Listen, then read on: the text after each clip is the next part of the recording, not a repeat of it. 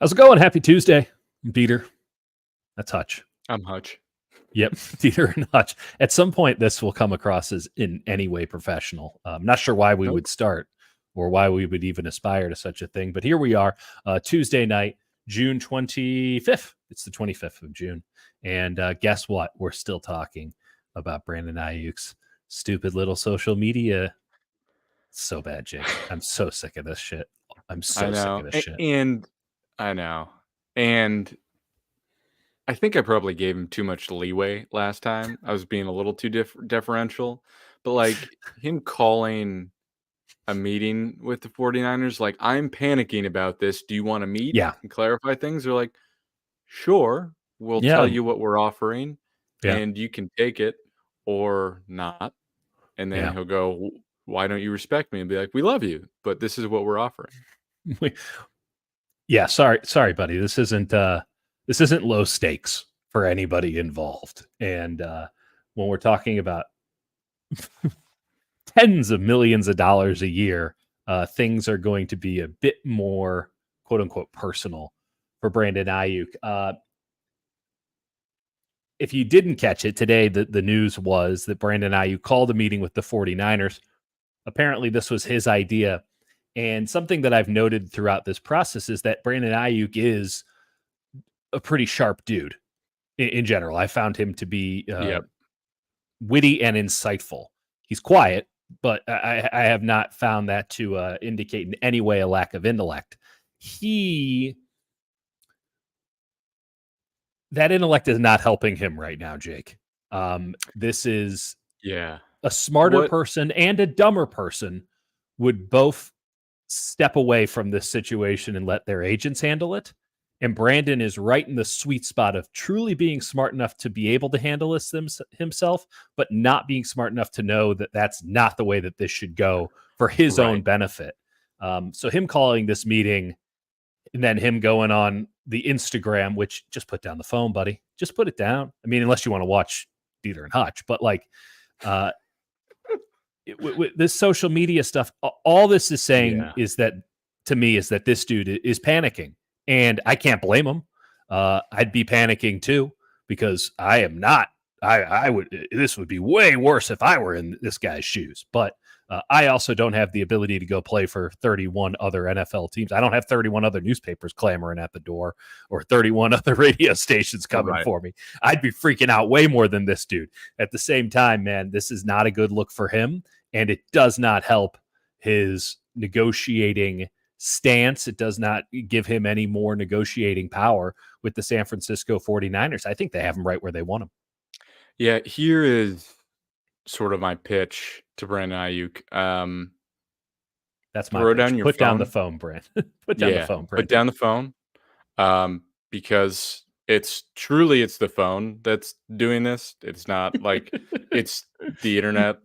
Jake's finally reading a book I gave to him like 6 months ago about the perils of social media. It's like when you take Philosophy 101 and you're like, dude, just Socrates, brother. I mean, what a guy. But I read a book about stoicism. Now I am impervious to any outside noise. Right, you're like fucking Descartes. You start smoking cigarettes. You start. I started doing that for another reason. Right, you start acting like Camus because you think girls are gonna think it's hot, and you're just like nothing matters. How'd that work out for you, Jake? I didn't do it. I didn't do it. Oh no, I didn't do it. As you were saying. But what he should do is throw the phone into another atmosphere, like leave it. Like get one of those like remember how kids in middle school would get the 5 number phones where like you can only call your parents. He should have one that's just his agent, and his agent can call him and no one else can call him, and he should go somewhere nice and warm where he can work out. And I don't know, like try something new. Maybe Stoicism might work. Maybe Buddhism. I don't know. Try something for a few weeks. Hey, play cribbage. My girlfriend and I have been playing cribbage. We just, it's an old person's game, but you just go around. I've become addicted to it. It's a pretty lame thing to be addicted to. But hey, like it's slow. You can only focus on playing cribbage. It's great. That's my pitch. I think go play cribbage. And legitimately, the less he does, the more this will work out for him. Because again, he's already made millions more just because the market has moved and he did nothing.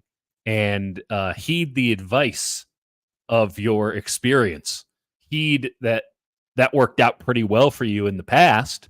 Keep doing that, because at some point, push is going to have to come to shove for him, and push is going to have to come to shove for 49ers. And the 49ers are sitting right now and saying, we don't got to do a damn thing.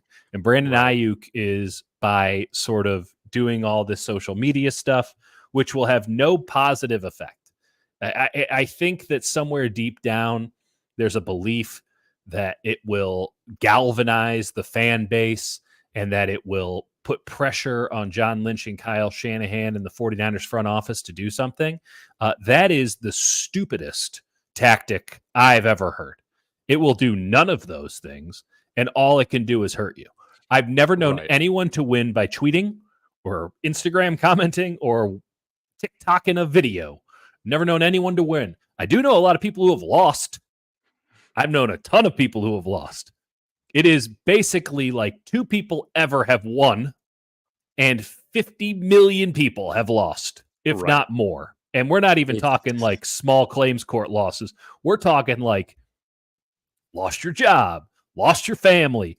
Divorce attorneys don't even need to hire PIs anymore. People just tell on themselves. That's my message. I'm with you 100%. Take your trainer, go to Bora Bora, and get yourself a phone where you can only text with T9. Go to the Azores. Go to the Azores right off of Portugal. It's actually really cheap to go to Portugal. No one go there and raise the prices. That's right. Go to it's beautiful islands. They've got some birds. They've got some pineapples that only grow native to them. They have the only coffee growing plantation in Europe.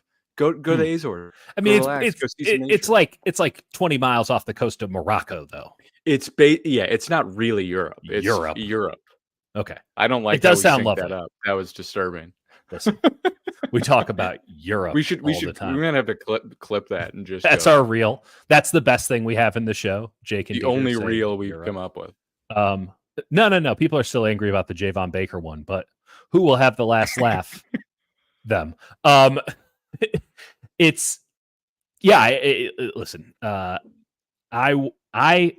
am flip-flopping all over here. I mean, just call me John Kerry, call me Rainbow Sandal. I could not be flip-flopping faster. The John Kerry references for all the people my age. Well done.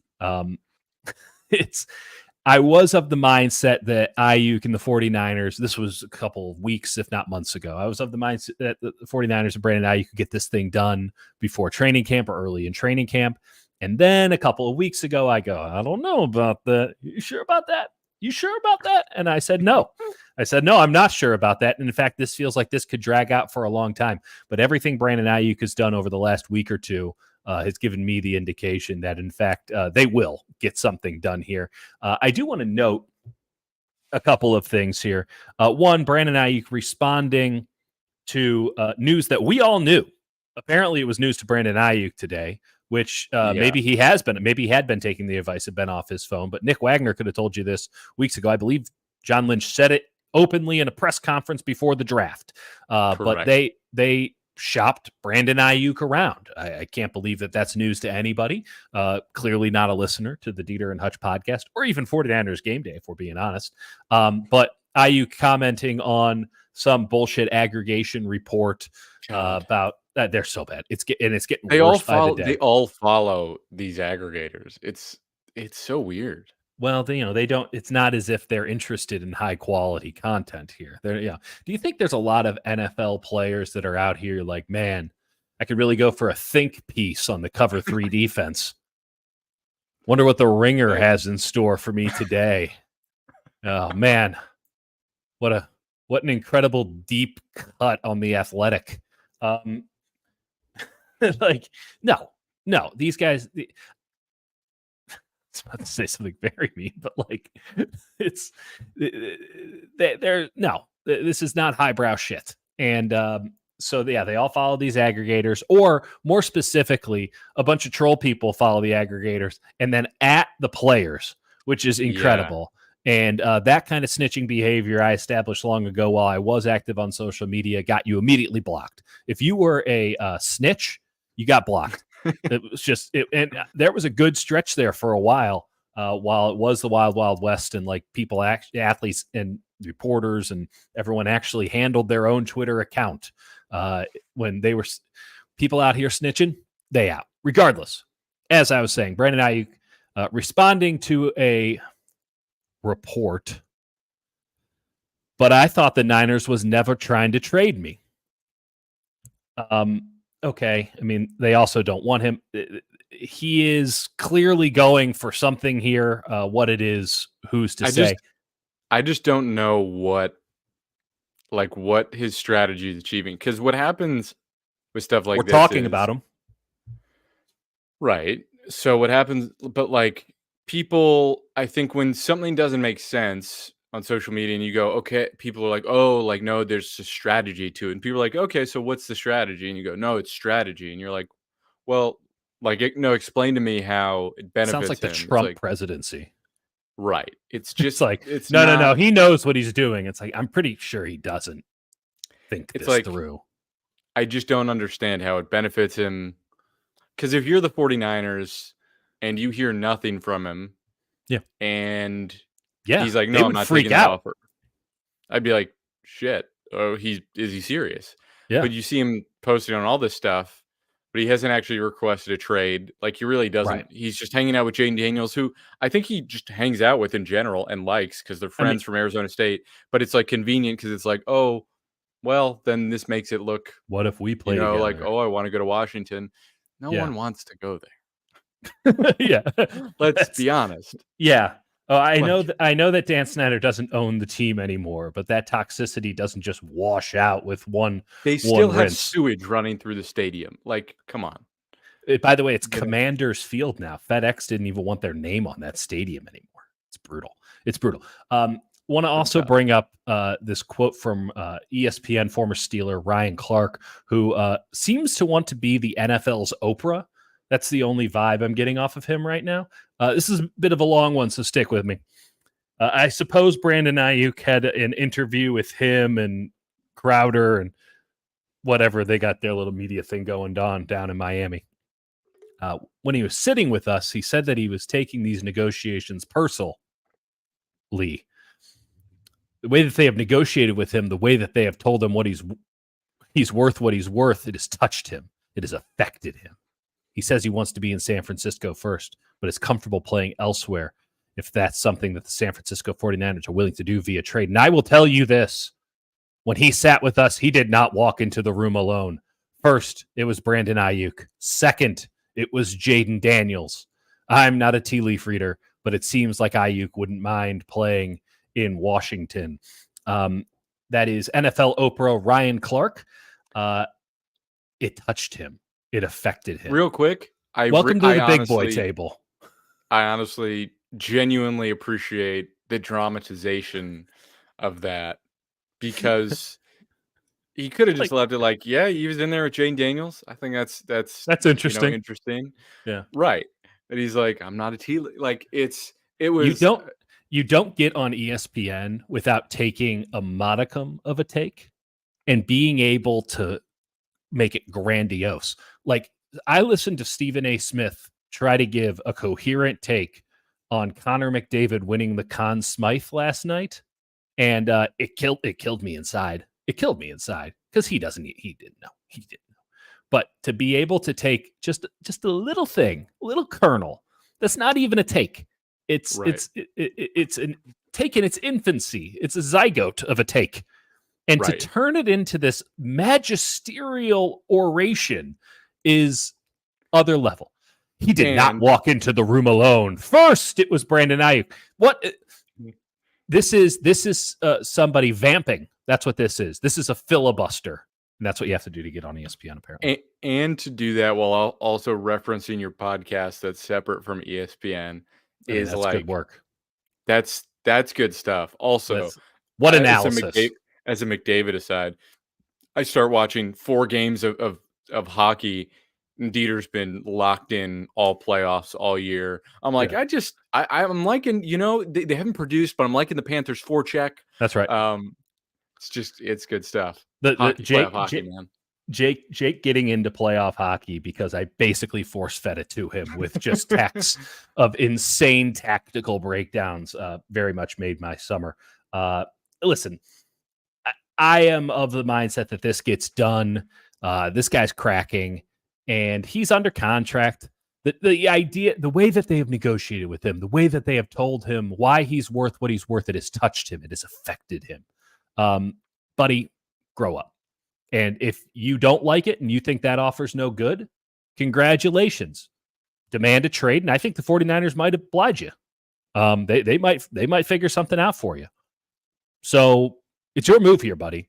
But just whining about you don't like the offer, but not countering with anything other than here's my offer, not using any of the leverage you have, and instead doing this half leverage game or this infantile social media platform. Man, it's not a good look. And I say this as somebody who still remembers, and listen, I don't care. I want Brandon Aiyuk to be a happy guy. I don't care about the San Francisco 49ers and their personal well-being. I mean, we talk about them, but it's not to say that I live and die with the wins and losses. I just want to have something interesting to talk about as it pertains to the team. It makes a very strange show given the level of fandom, but like we're gonna give it to you. We're gonna give it to you clean here. And so I'm not somebody who is out here advocating for the team. But Brandon needs to figure out what it is he's doing, because it makes me sound as if I'm a shill for the goddamn team by simply pointing out that he doesn't seem to know what he's doing here, and he's going to get his ass kicked repeatedly in perpetuity if he doesn't come up with something. His agents need to step the fuck up and do their job. He needs to step the fuck down and let his agents do their job. And ultimately, I do think the 49ers will step up and sweeten the offer a little bit. But right now, why would they bother giving him a better offer when all he's going to do is whine and mope about it to nobody in particular? Oh, to NFL Oprah. And what are you going to do about it? Show up to training camp before the first preseason game because that's when the fines start kicking in? They have all the leverage. Brandon Aiyuk has done nothing to take the power in this situation, and there are moves he can make. He hasn't made them yet. This is not a good look for him. He is I still maintain he is a sharp guy. He's a smart guy, but he just looks like he is in dramatically over his head on this right now. It's something where it's like, so ideally he wants to get to like 30 million, which the Amon-Ra St. Brown deal apparently was more like 28. It was reported as 30. It doesn't matter, but it's like, again, we're talking about a couple million here or there, and he should get to 28, right? Yeah. He should get to, but it's also like he's going to get to 28. That's how the negotiations work. They just take time to get there. But the more you do this, the more it erodes trust in a team being like, yeah, we want to invest in you for 5 years. And, and Debo requested a trade, and there's been drama with other stuff. But when you take to social media, and it's like taking to social media and doing cryptic stuff, I honestly think is fine. Doesn't do anything. It just doesn't help your cause. And it just highlights that you don't know what you're doing. To do it like repeatedly in this way, it just seems like he's not confident he's going to get the deal. It doesn't do anything to the 49ers because Shanahan and Lynch like repeatedly are like, we don't care what happens. We don't look at that shit. Like if a player says something to us in person, which is why the meeting is significant, which they're probably like, like let's meet to see how much you're sweating. And you're sweating a lot. So you called an informal meeting to discuss a serious contract negotiation. I mean, that's just calling a timeout the second after you see the play. That's just nope. I don't know what I'm doing. it's really kind of embarrassing. And you know what? As much as I'm pinning this currently on Brandon Aiyuk, what are his agents doing? What the people that he is paying to represent him, the people that will be getting a significant chunk, a notable chunk of this new contract, what are they doing to help this guy right now? Because he clearly is not good at this. He is good at very many things, one of which being a wide receiver in Kyle Shanahan's offense. This is not something he's good at. He's not good at the social media game. He's not good at negotiating contracts on his own. He's good at catching footballs, being a great receiver for Brock Purdy, good at talking to some guys in the media, some others not so much. Like he has a tremendous amount of skills. This ain't it. Realistically, like before this offseason, he should be told by his agents, hey, this is going to suck. Like, this is going to be the worst. And maybe he was. Listen, maybe he probably was told all this. But, like, this is going to be awful.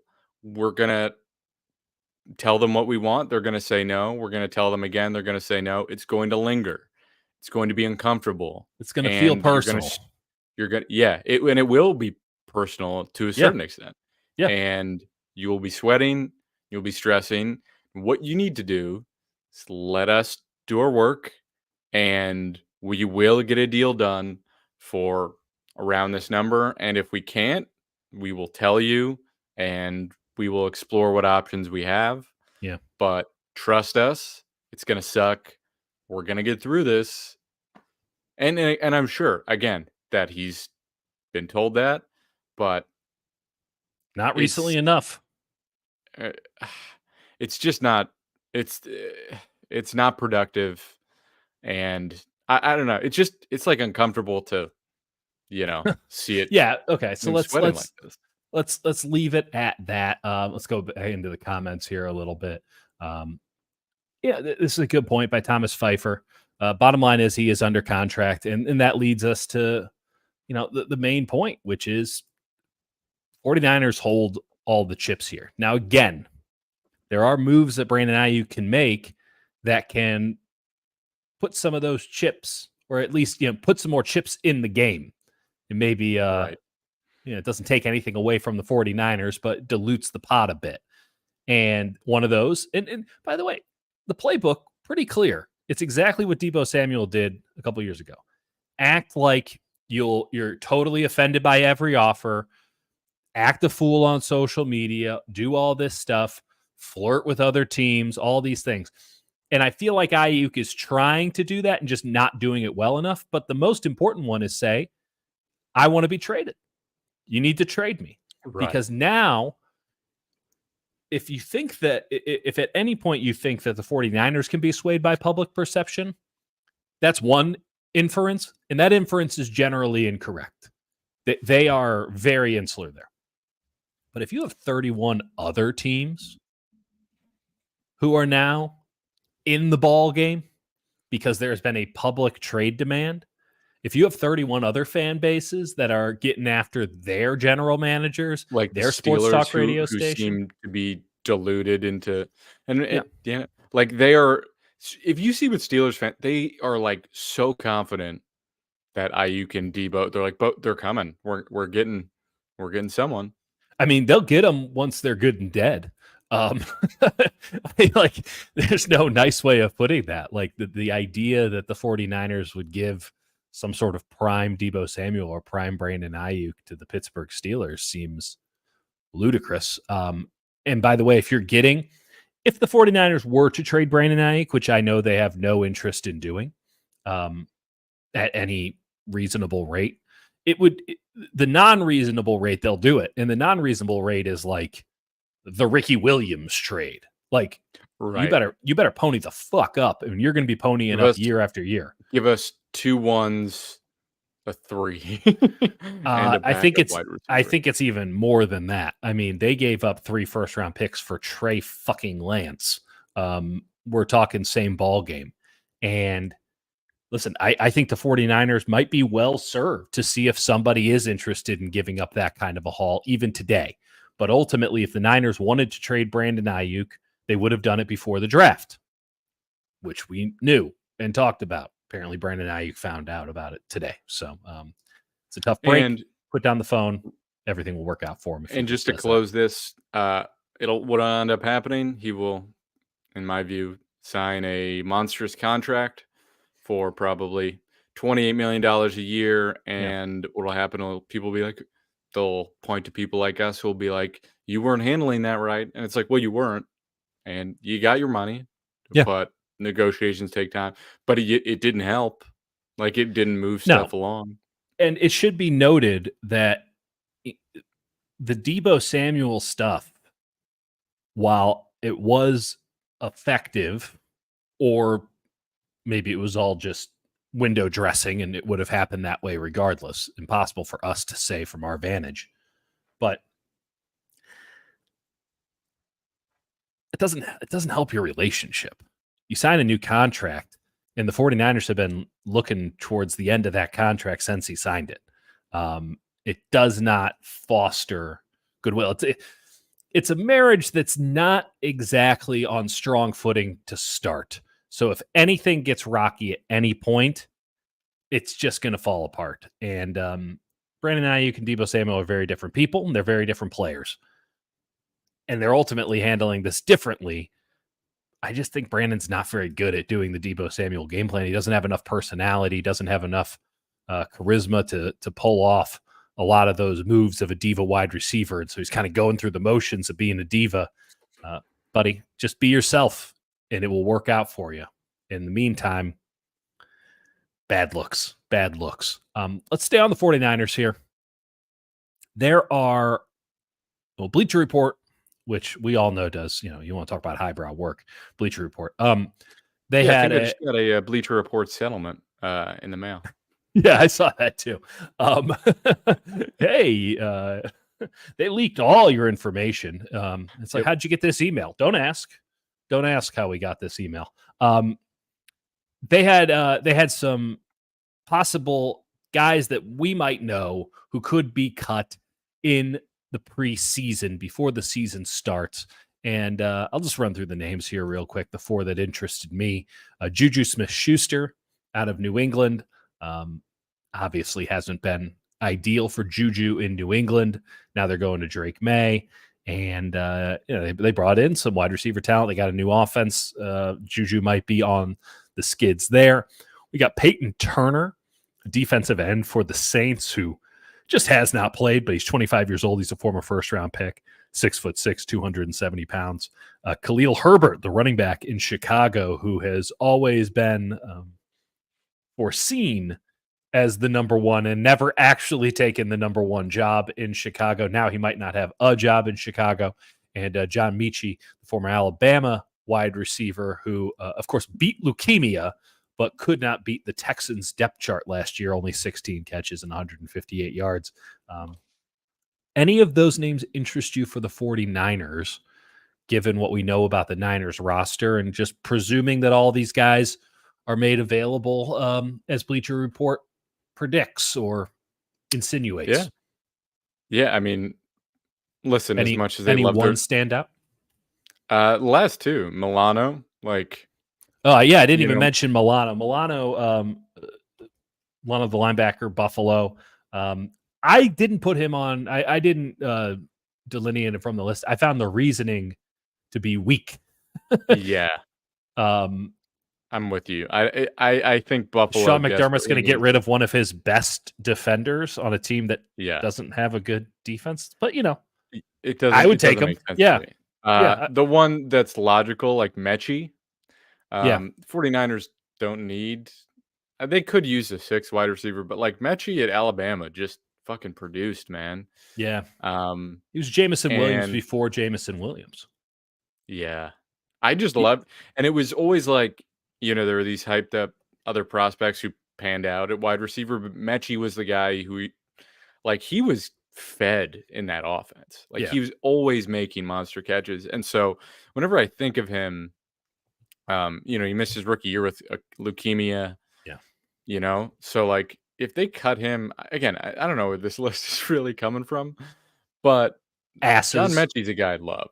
Yeah. Listen, I have trouble. the Mechie one is something that is absolutely fair. That depth chart in Houston is stacked, and he has not been able to break through. This is something to note as it pertains to any team in the NFL this preseason. When you're talking about rookies, that first training camp is so goddamn important. And it's not even important just for the basis of you're fighting for a job or whatever. You just need to be in the ball game. You just need to be someone who is present, someone that people think about on the coaching staff that first year. If you can't get your foot in that first year, it's so difficult for you to climb up the depth chart a year later when they bring in a new rookie class. And now you're not even somebody that they just watched and felt good and called when they drafted. You're not even the new thing anymore. You're an old thing that doesn't have any more experience than the new things. And they're always going to go for the new toy over the old toy. And I think about this with Cam Latu a lot. Like, dude, they say it was an injury. Okay. But like, not getting any serious training camp last year. I don't know if he'll even be in training camp this year. If you don't get that first training camp and at least get through it, but guys who get injuries or something like that, some of it is terrible luck. Some of it is terrible play. Some of it is just bad circumstance, but like it is so hard. It is so hard. And there are so many good players who fall through the cracks and wind up on a third, fourth, fifth team and never get their careers off the ground because they couldn't get that first training camp under their belt. And John Mechie's a great example of that. Like he could be a really good player, but it probably won't be in Houston just because he's been behind the eight ball multiple times now. So I'm with you on that. Peyton Turner is a name that had not dawned on me at all as a possibility. He's the only guy at a position of clear need here for the 49ers. Yeah. Like, I'm not sure he's the guy, but 25 years old, 6'6", 270 pounds with long ass arms. Like he has not been on the field. He has not played very many games, and he has not been good when he's played. But like Chris Kasarik has done more with less, baby. And they really do need a 5-tech. They love guys off the scrap heap who have some potential, some measurables. And they just say, okay, come here. We'll see if you have anything. Yeah. If you don't, we will cut your ass. Yeah, if you do, doesn't mean anything to us. Yeah. If you do, we'll turn you into an Arden Key type. Or not. We'll see. Yeah, we're going to make you a marginal amount more money. Yeah. Listen, that's where my eyes went immediately. Peyton Turner, and it's a name that I'm not going to lie to you. It's going up on the dry erase board as somebody to check in on every now and again. You know, I got the schedule, I got the Warriors tax numbers, and the Giants' upcoming series, and then I'm just going to put on just names to check. It's a big. You can go to Home Depot. You can get like this for like $8. You can get a huge whiteboard, and you just put it up with 3M strips. It's great. Let's talk about Klay Thompson. Yep. You are not bullish that the Warriors and Klay Thompson are going to get back together for the kids. That's well. Explain where you feel the Klay Thompson Warriors relationship is right now and where you think it will go. I feel like it's at a point where the market Klay hopes for isn't going to materialize, and he's going to face a question of, do I go back for like 2 years, 40, something like that? Or do I take like slightly less and leave out of spite? And I know that sounds like wild based on where we were a few weeks ago and talking about what he might get offered. But there's like 5 teams with cap space. Yeah. And one of them being the Detroit Pistons. So you can take their money. Right. I'm not even sure they'd offer. It's the Pistons. It's the Jazz. The Magic. 76ers who have Joel Embiid and no one else. They have 3 players under contract currently. In fact, I can give it to you because I texted it to you earlier today. The Philadelphia 76ers have legitimately 4 players under contract. Here, if they had to field the team today, It'd be Joel Embiid at $51 million a year. Basketball Paul Reed at $7.7 million a year. Good player, Paul Reed. Former Warrior, Jeff Doughton, who has a team option for $2.1 million. I'm not sure if that option's been picked up or not.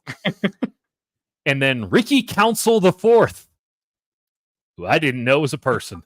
$1.89 million. Tyrese Maxey is a restricted free agent, given that, by the way, Detroit, just go do it. I want to have some fun. Go give Tyrese Maxey the full offer sheet. I know no one does offer sheets in the NBA. Fucking do it. Let's have some fun. Come on, Trajan Langdon.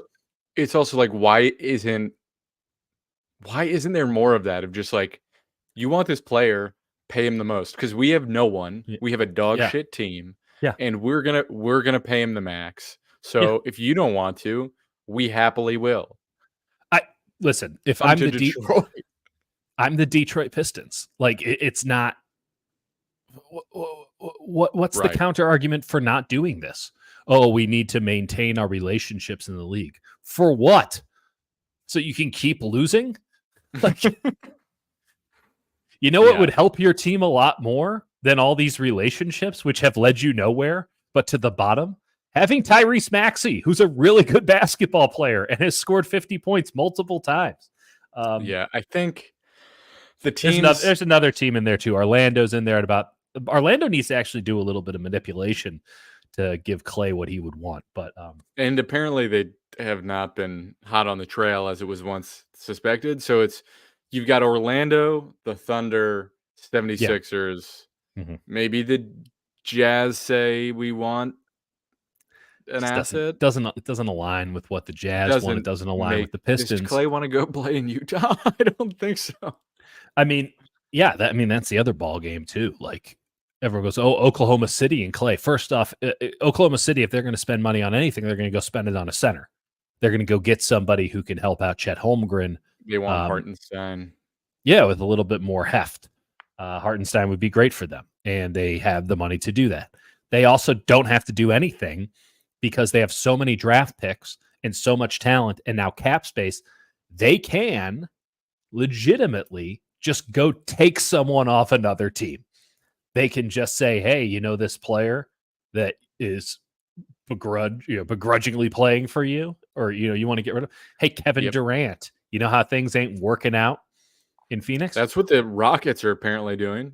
Rockets are trying to make a move for Durant. Durant, at some point he'll find happiness, and I hope it for him soon. I hope. I guess. I'm with you. Like, where's the market for Klay Thompson? I'll tell you this: there's a market for him in San Francisco. Like, I think the Warriors, if push came to shove, would gladly give him the third year. I think, in fact, Draymond Green has 3 years and $77 million remaining on his contract. The player option that third year. That's off the top of my head. Hope I'm right there. Yeah, that sounds right. 3 years, $77 million. With the player option. Just give him that. That's $24-25 million a year. That's a fair market deal. Give him the player option so that if he does want to leave because Steph is going and Kerr is going and Draymond, that player option, they gave it to him. It didn't really make sense. It doesn't line up with anything else. They just gave it to him because he asked for it nicely. And he got the Pistons to actually give him a contract offer. And so they said, fine, we'll give you that. Klay, just go get the contract offer from the Pistons like Draymond did. Yep. Or from Utah. You don't actually have to go there. Come back to Mike Dunleavy and he'll say, haha, well played, sir. And he'll give you the third year and they'll give you the 24, 25, they'll give you exactly Draymond's contract. And then everything will just be fine. It will just be fine. You waive Chris Paul at the end of this week. Sign finishes what, the 6th seed, maybe? If they're lucky. Sure. I mean, listen, the Dallas Mavericks were fighting. The Dallas Mavericks were legitimately fighting for a playoff seeding in the final week of the season, and they won the Western Conference. there are good teams in the Western Conference. Don't get me wrong. Like Minnesota is good. Oklahoma City is good. Denver is obviously former champion. Very good. The Western Conference is going to get better next year. But the notion that the Warriors are just barbecue chicken, I think is ludicrous. Right. If they do the right, if so long as they don't lose Klay Thompson, you can lose Chris Paul. That doesn't do anything for me one way or another. You can go sign Spencer Dinwiddie to the mid-level. That's same shit. Or go out and get Jonas Valanciunas to be your starting center, and maybe somebody can give you 25 a game, because you do have the mid-level now that you can play with at about $12 million a year if you're under the aprons. So I think the Warriors have a chance to actually do some pretty good improvement. But they have to have Klay Thompson. And everyone going, oh, well, the offer's not really there, or they're not offering a third. I've heard it both ways, and very good reporters are giving it out 3 different ways. Here's the deal. The Warriors are not dicking around with this. They're just not going to show the full hand, because every dollar is vitally important. Every cent on this thing is worth a buck or two. Yeah. If they can avoid the fucking punishments that the league has instated specifically because of them. Yeah, they don't have to worry. I mean, I know everyone is, the big buzzword of the week, and rightly so, is second apron, because the new collective bargaining agreement comes in on July 1st. And the Warriors forever have been a second apron team, quote unquote, because they've had this incredibly high payroll. The second Chris Paul comes off the books on the 28th. Yeah. And by the way, every indication, I'm a little bit surprised that they haven't extended that deadline, that they haven't pushed it just a little bit, because it hurts Chris Paul 0%. In fact, they might even give him $1 million just to move it by a week. Yep. Because if Klay does leave, then you want that Chris Paul contract on the books so that you can trade it for anything, or just fucking keep him. Yeah, you can't lose that's both of them. huge. It's a massive salary slot that becomes incredibly valuable to any team trying to make a maneuver. Not really this year, but especially next year. Well, the salary spot is replaced technically, sort of, kind of. Yeah, next year. Next year, it's definitely replaced, because they got to give Jonathan Kuminga an extension, and he's a $30 million a year player in the modern NBA. I'm not saying he should be. I'm just saying he is. I think the Warriors. I think the Warriors will be fine, and I think that this will all get worked out. And I'm a little bit surprised that Orlando is so cool on him, because I'm not sure who else is taking Orlando's money, and this might drag out a little bit. Is kind of where it's a weird free agency period where everyone's adjusting to these new rules. Like, no one really has money. Yeah. Malik Monk saw what was going on. He's like, oh shit, Say what you will about Malik Monk. Malik Monk has always been a very sharp guy. And you're exactly right. He looked at the situation and he said, fuck that. It's that thread. Have you ever seen that thread where the guy's like, you don't want to be outside. You're like, you think you want to be out here. You don't want to be out here. Yeah. Yeah, I've heard every stand-up comedian for the last 10 years do that about, like, dating, things like that. It's just like, you don't want this. You don't want any part of it. You don't want this evil. No, it's the Dewey Cox. Like, you don't want any part of this stuff. Yeah, I think it's Orlando, or it's come back. And if you don't like that, I don't know. Go on a sabbatical, brother. You got a boat. Yeah, I mean, that's the other thing too. I mean, this is Klay's last big contract, so I can appreciate him. And by the way, the same argument we've made for Brandon Aiyuk. Like, this is his one big contract. Maybe he gets another one. Probably not. Yep. Just mathematically speaking, he could. I mean, he's young. He doesn't take a beating like a lot of receivers, but we'll see. I mean, hard to imagine someone 30 years old signing a big money contract as a wide receiver, unless you're like the best in the absolute game. And I think even so, the history would indicate don't do that if you're a team. But, like, we know this one's there. And so let's just say in all likelihood, this is the last big contract or the first big contract Brandon Aiyuk will ever get. This is the last big contract, and it's not as big as the last one by an order of magnitude, but the last big contract Klay will ever get. So I get why he's trying to maximize it. And I have no problem with him playing his negotiation game, which has been fine. Pretty clean on social media. Just wipe it off. Let you get passive aggressive. No problem with that. Passive aggressive is good. Brandon Aiyuk's just out here being great. Brandon Aiyuk's out here just being aggressive and passive on news. I mean, this happened weeks ago, Brandon. You can't be coming in late. Use emojis. Don't say like if you're gonna comment anything, just go. My favorite was there were a couple of it is really sad, but I mean, I guess I'm appreciative because I wouldn't have found out otherwise. They're like, oh, Brandon Aiyuk responded to an Instagram post with a cryptic message. Motherfucker, there's nothing cryptic about, but I thought the Niners was never trying to trade me, ? That ain't cryptic. When people talk about when people talk about the fall of civilization, it's going to be sentences like those that will be held up. Yeah. As he responded cryptically to an Instagram post of somebody fakes like how did American society fall? It's like, well, let's check out clutchpoints.com. Soon to be clutchpoints.gov. There we go. That's the kind of government I can get behind. And here are 4 other governments that could work in a pinch. Ranking the top 4 governments that are ready to fall. Oligarchies? Okay. Have you given any thought whatsoever to the NBA draft, which starts tomorrow? It's in less than 24 none, hours. But I did watch the 2 guys you sent me. Let's talk about PJ Hall and Antonio Reeves, ladies and gentlemen. What did you think about PJ Hall, the white Kevon Looney? I was really curious who you were going to comp him to, because who do you comp him to? Who struck you in the film? It was tough because I was trying to think. I'll just go gut feeling. I said Jonas Jerebko. Sure. Which sort of like a stretch 4, but much a better rebounder. He moves really well. Yeah. Also, what is the NBA? It's very difficult to say these days. What's the deal with basketball?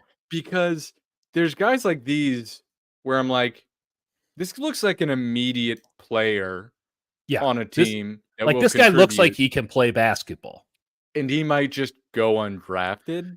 And I know Draymond, he is a 6'8" to 6'9", 240-pound white dude who definitely looks like they got him off the baseball team. Right. He plays for Clemson, which, by the way, Clemson having a basketball team looks wrong. I don't know how to, I don't think I've ever verbalized that, but I just go that doesn't seem right. That seems incorrect. It does. But listen, I watched North Carolina having a football team. He averaged 14 in his freshman year, then 22, then 25, then 25. 9 rebounds a game, had a 31 and 17 game. In the Atlantic Coast Conference. I've heard they're good at basketball there. So PJ Hall, good player. And I can tell you as a fact that the Warriors really like him. I mean, as they should.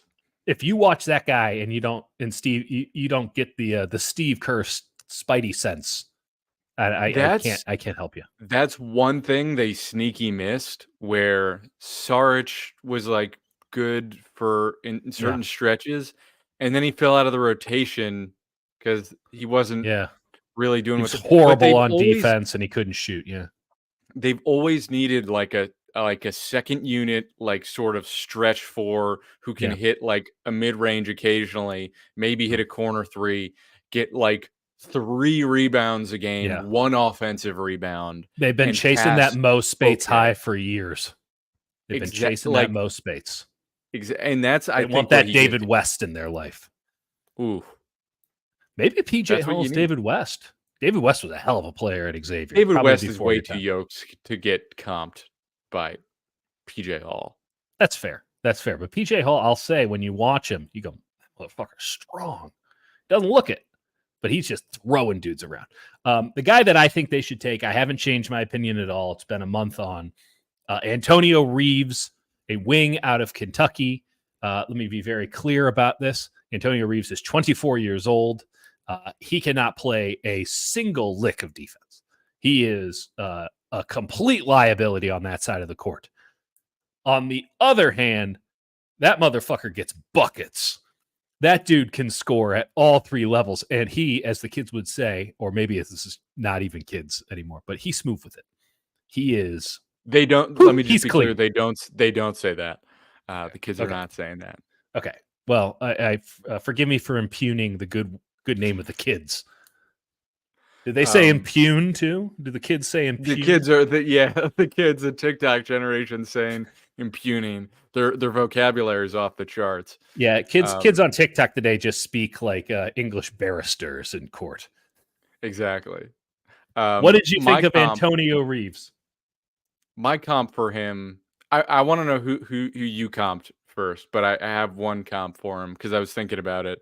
Yeah. Partially because of shooting motion. You go first.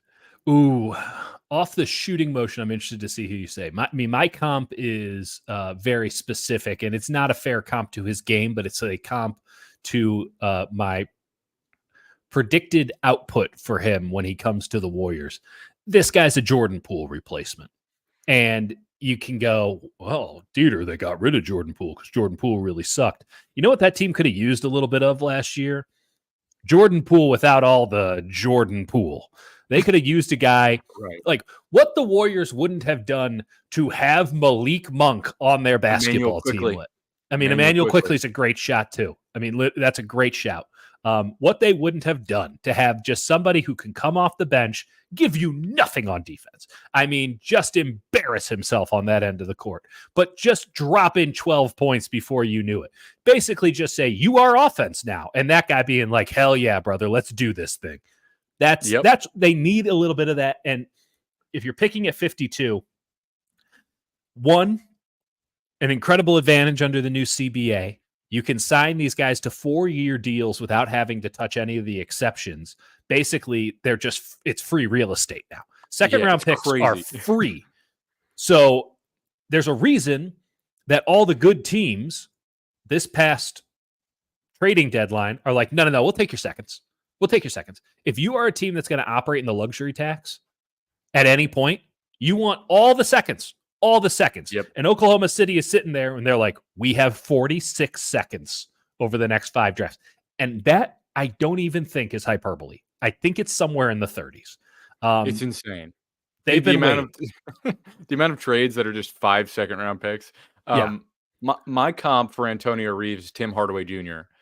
Ooh, interesting. Because Tim Hardaway Jr., how do I put this nicely? Sucked in the NBA Finals. Oh yeah, he's not really a 3-level scorer. Well, he was a little bit earlier in his career. He doesn't have the same driving, but like when I watched him on the Knicks and like earlier in his career, he could get to the rim a little bit better. The shooting motion to me is quite a bit similar to Tim Hardaway Jr. That's you know what? I'll give you that they do have a similar swing. Yeah. I think movement-wise, he reminds me a little bit more of Maxey. The way he cuts what a and comp drives. That is. So future Detroit Piston Tyrese Maxey. Right. But so imagine like the best of those two, and just forget about the defense. Right. No, he'll be like a minus player. But God damn it, we're gonna have some fun watching it. And like, you know what? That's a plus. That's a plus for me. You're just gonna have him and Pajemski out there, and Pajemski just like so stressed because he's how many charges do I have to take? By the way, I know it was like mentioned, but like Pajemski was bleeding every fucking game. Like that was insane.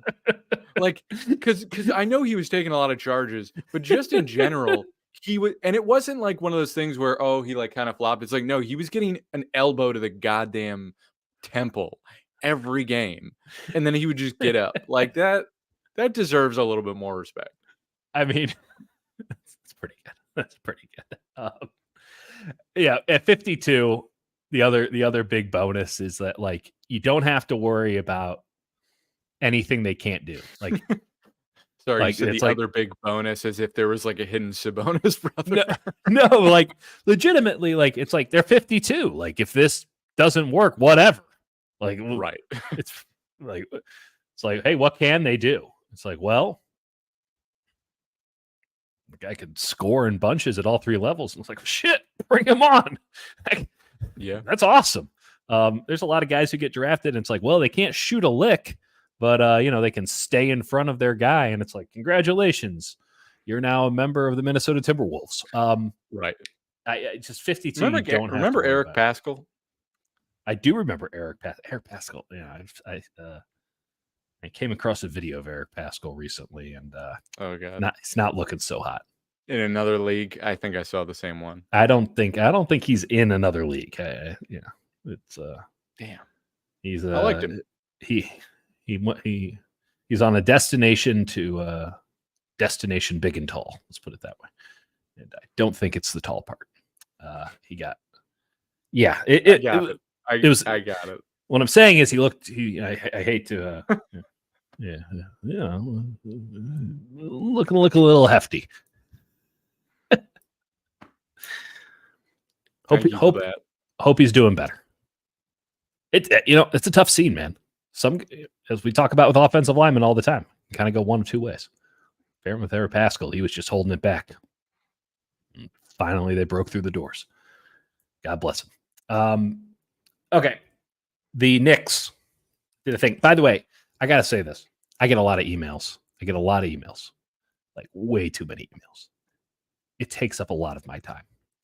I had no fewer than 4 emails today, specifically asking about the Warriors trading for Mikal Bridges.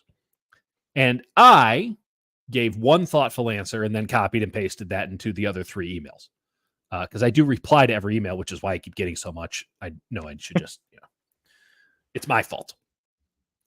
My response was the Warriors don't have what the Nets want for Bridges, but he would be an ideal player. And as we are preparing, I know, sounds ridiculous given the content, but as we were preparing for the show, I look on the ESPNs.com and I see that Mikal Bridges has gone to the New York Knicks for apparently everything. All the picks. And what a win. Bojan Bogdanovic, 4 unprotected first-round picks, a protected first-round pick, an unprotected pick swap, and a second rounder. Well, at least they got a second rounder in there. That is a lot, which is to be expected. Mikal Bridges is a wonderful player. Not a lot of guys who can be your number one defensive ace, build a defense around a guy and give you 20 points a night. So if you don't think Mikal Bridges is that good, trust me, he is. My God, the Knicks might have something here. They'll all be dead halfway through next year, given what Tibbs just did to them. Yeah. But like the Villanova Knicks are a sight to behold. This is like a hell of a basketball team here. You're like one Knicks fan. Use your words to express your feelings. To be clear, I am not a lifelong Knicks fan. I should. Oh, that's right. You converted. So the Nets, I'm not sure if people know this, but New Jersey is a state. The Nets once resided Bon Jovi, in the hallowed grounds, Gabagool, of things of that nature. Correct, etc., etc. Alpha Bagels, Randolph, New Jersey, greatest bagel shop on the planet. They will be mean to you, and you will like it. I grew up in New Jersey, and I was a New Jersey Nets fan. I saw them in the Eastern Conference Finals. It was the first basketball game I ever went to against Miami Heat. They got fucking gutted. It was Jason Kidd Richard Jefferson and Vince Carter. Keith Van Horn? Yeah. Who was the center on that team? I'm trying to think. I feel like it was the white guy that Kobe detonated on. Is that who I'm remembering? Wasn't that like Kobe's best dunk? Or am I misremembering that? Oh, I can't remember. Maybe it wasn't Kobe. You're talking Daniel Tice. That was Vince Carter. Well, point is, I was once a Nets fan. They left for gentrified Brooklyn. Good for them. Whatever. They can go fuck themselves. Yeah. And now they reside in Brooklyn, and I've been a Knicks fan, especially with the Melo trade. So how do I feel about this? It's a lot for Mikal Bridges. That said, they had a glut of picks, and they're like, well, we can win now, Yeah. or we could die. And Tomorrow. Mikal Bridges, and here's the thing. Bridges was basically the same like salary slot, if I'm correct, as like Bogdanovich. It's like very similar. Yeah. They're trying to get OG Anunoby back still.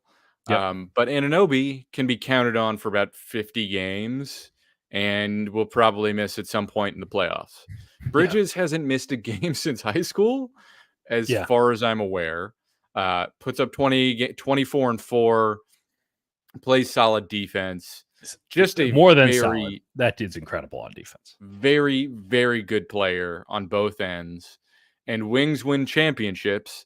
Yes, sir. And you're telling me Jason Tatum's not going to be shitting in his Kobe shorts when he has to face him? By the way, I don't care that they won a title. The Celtics are frauds. I know they were the greatest team in the NBA, and they deserve to win the title. That said, I think if they faced a little bit of adversity, they would have shit their pants. And I know that's not me saying they're not an excellent team, historically great. I'm objectively acknowledging that. I'm just saying I watched Tatum curdle up like in the clutch. When like I know it was mind games for Jason Kidd to say Jaylen Brown is their best player, but he is. Like Jaylen Brown at least has like some sort of aura presence to him. He can't dribble with one hand, but it doesn't seem to matter. Like, I'm just saying, I think this at least you're calling Knicks Eastern Conference champions. Is that what I'm hearing? No, they'll probably still lose, but they will decimate the Celtics and take a kneecap with them. Okay. Right? And that's all you ever wanted. I don't actually need the Knicks to win a title. I just need them to inflict pain on Bostonians, who, by the way, I love the Red Sox. Like, I love people from Boston. I don't know why you're caveating this. It was a good point. Their alligator their tears are just beautiful to me. Like, bring them on, because they clench up tighter than anyone. Knicks fans are delusional. They're obscene, just mongrel people, and I love them. And I love them so much. They believe that like anything is possible all the time, whereas Celtics fans are like England fans, right? Where they're just like, oh no, I hope nothing bad happens. It's like, well, if you do that all the time, bring it home. It takes you 70 years to win a title since your last one. And it just so happened the Celtics had the best roster in basketball, and great. You came up against that pesky thing that they did, getting all the good players on one team. Right. Great roster. Absolutely deserved to win the championship. Still, in my heart, frauds. I don't know how else to explain it. Vibe-wise. There's some legitimacy to that point. I just think if the Indiana Pacers gave him a solid 4. Just saying. It's a hell of a trade. It's a hell of a trade, and I think we're going to have a wild week. Jake, I want to do something here before we get out of here. I think you might now be the sicko of the week, but I want to acknowledge. That's right. The sicko of the week. And this week's sicko of the week is this everybody who is featured in this GQ story that has been passed around over the last couple days. I'm just going to read the headline here. We don't need to screen cap it or screen grab it or whatever. This is by Kate Lindsay. It was published, I guess it was yesterday. It's a big photo of Idris Elba from the TV show Hijack. Headline, why men are... Real quick, sorry, I'm interrupting you right in the middle. Why is Idris Elba... I guess he's involved in this. Well, because they have a funny quote under it. It's part of a bit and a joke. Oh, sorry. The headline. Right, go ahead. My bad. The headline. Thanks. This is why we win the Marconi Awards. Why men are raw dogging flights, and this is a story written about men strictly men, who go on airplanes with nothing. No headphones, no phone. I mean, like the phone is off, I guess. No book, no iPad, nothing. And they just sit there and they raw dog it or go bareback on the flight. The reason Idris Elba is here, Jake, is because he did a show for Apple TV Plus called Hijack. And the quote, the sub caption of this photo is, it's Idris Elba in Hijack, a show about a guy who struggles with having his phone taken away on a flight, which is not at all the story of Hijack, as the title would suggest. I have used Apple TV Plus, and I'm also not convinced it's real. Yeah, it is. Does not seem like a good business model. Apple TV Plus. It's like $9.99 so that you can do this prestige TV show with Jake Gyllenhaal and watch one baseball game a week where you're like, this is awesome. And also, what the hell is this broadcast? Broadcast a bit loose. I sent this article to my girlfriend I just dropped her off the airport earlier on a flight. Yeah. Congrats on the girlfriend. Thank you. But there's like a part in it about like treat culture. And it's like, and the guy's like, girls have good treat culture where like throughout the flight, they've got treats and they're snacking, and men don't do it as well. And I think that's great. But what she said, these guys have nothing. Like, there's no treats. Right. There's nothing. She's like, I feel like it's as men just admitting they don't read, which is embarrassing.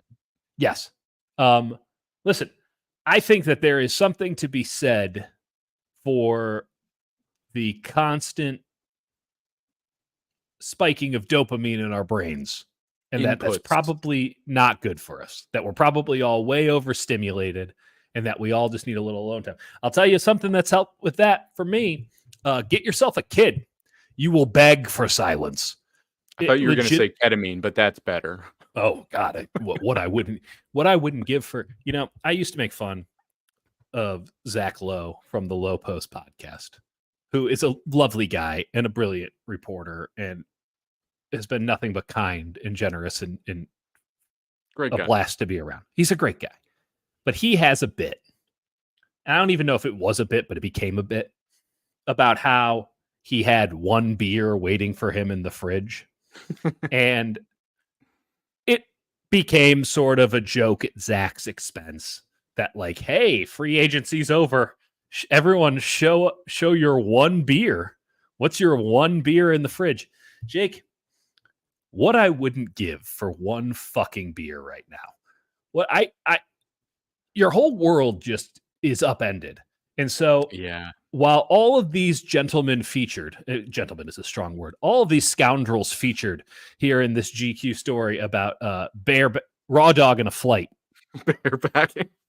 They also call it that. It's basically, it's basically any flying raw dog in bareback. It's anything. It's any slang for unprotected sex. While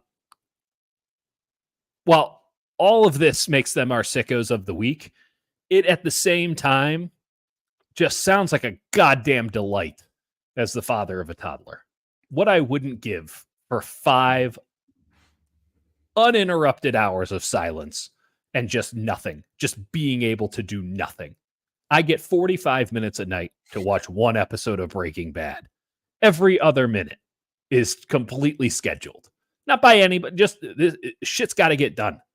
And goddamn, bless these beautiful, beautiful sickos. That's all I have to say, because they need all the help they can get. But goddamn, yeah. My follow up is I got ramen earlier and had one Sapporo with it. One singular delightful. Yeah, exactly.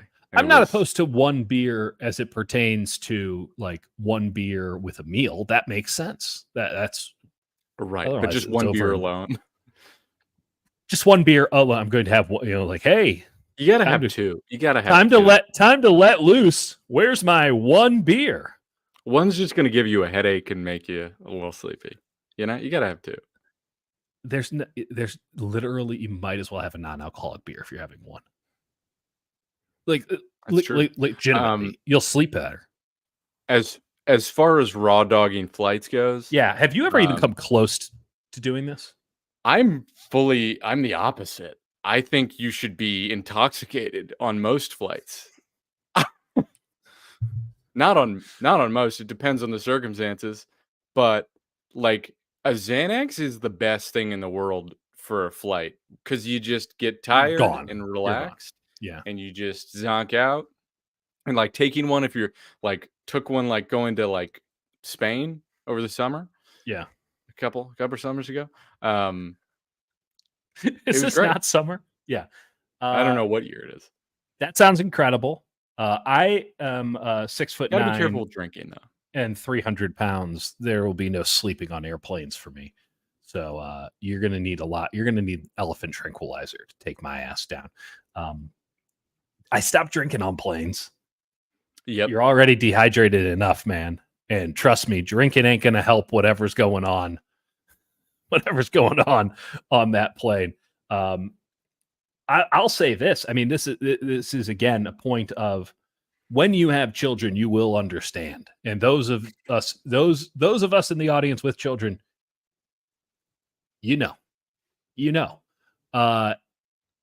that's like I watched 2 movies on a flight recently with my daughter. Got to watch The Holdovers, a delight. Just what a film. What else? I don't even remember. But just like you're telling me that we all have to just sit here for a while and do nothing. You're going to watch your Bluey and eat your animal crackers. And I'm just going to sit here and watch a movie. That's incredible. What an opportunity. And to waste it, I get it. Nothing sounds awesome until you think about what you actually did with your time, which is nothing. I'm a very confused and fucked up individual, Jacob. Maybe I'm the sicko of the week. Honestly, the best thing in the world to do on a plane, Sudoku, fall asleep, get woken up, and I usually bring big headphones, and then I download a playlist, some sort of like Brian Eno type, just warbling through space sort of soundscapes. Yeah, and then you just sort of zonk to sleep, and then someone comes by. Are you and sure you're on Xanax and not another kind of X drug? You're listening to Brian Eno, anything's possible. But then they come around and they go, would you like a ginger ale? You haven't had a ginger ale in 3 years, or realistically since your last flight. Would you like, for some reason, a ginger ale? And you go, yes, I only want a ginger ale and nothing else. And if you offer me anything else, I'm going to throw my Sudoku at you. This is why we have air marshals on planes now. Don't throw things at flight attendants. Be very nice to them. Very quick point of recommendation. I don't really read the comments when I go on Larry's show on Thursday because I like to maintain some semblance of self-respect.